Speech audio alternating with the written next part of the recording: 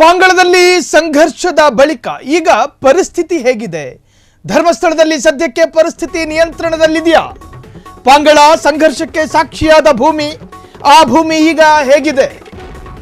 ಧರ್ಮಸ್ಥಳದಲ್ಲಿ ಸದ್ಯಕ್ಕೆ ಪರಿಸ್ಥಿತಿ ನಿಯಂತ್ರಣದಲ್ಲಿದೆಯಾ ಇಲ್ವಾ?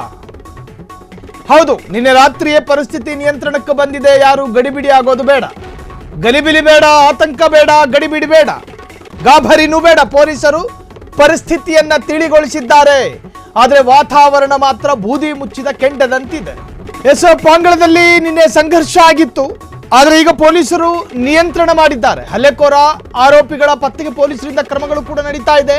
ಆದರೆ ವಾತಾವರಣ ಮಾತ್ರ ಬೂದಿ ಮುಚ್ಚಿದ ಕೆಂಡ. ಪಾಂಗಳ ಠಾಣೆ ಉಜಿರೆ ಆಸ್ಪತ್ರೆಯಲ್ಲಿ ಈಗಾಗಲೇ ಸಂಬಂಧಪಟ್ಟಂತಹ ಸಂತ್ರಸ್ತರು ಕೂಡ ಟ್ರೀಟ್ಮೆಂಟ್ ಅನ್ನು ಪಡೆದುಕೊಳ್ತಾ ಇದ್ದಾರೆ.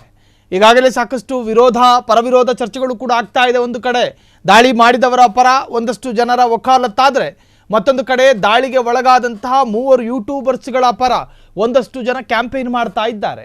ಈ ತರಹದ್ದೊಂದು ಹಲ್ಲೆ ಸರಿಯಲ್ಲ, ಈ ತರಹದ್ದೊಂದು ದಾಳಿ ಸರಿಯಲ್ಲ, ಸಂವಿಧಾನ ವಿರೋಧಿ ಕೃತ್ಯದಲ್ಲಿ ಪಾಲ್ಗೊಳ್ತಾ ಇರತಕ್ಕಂಥ ವ್ಯಕ್ತಿಗಳಿಗೆ ಯಾರ್ಯಾರು ಬೆಂಬಲ ಕೊಡ್ತಾ ಇದ್ದಾರೆ ಅವರ ವಿರುದ್ಧವೂ ಕೂಡ ಕ್ರಮ ಆಗಬೇಕು ಅನ್ನೋ ಕೂಗು ಈಗಾಗಲೇ ಸಾಮಾಜಿಕ ಜಾಲತಾಣದ ಮುಖೇನ ಜನ ವ್ಯಕ್ತಪಡಿಸ್ತಾ ಇದ್ದಾರೆ.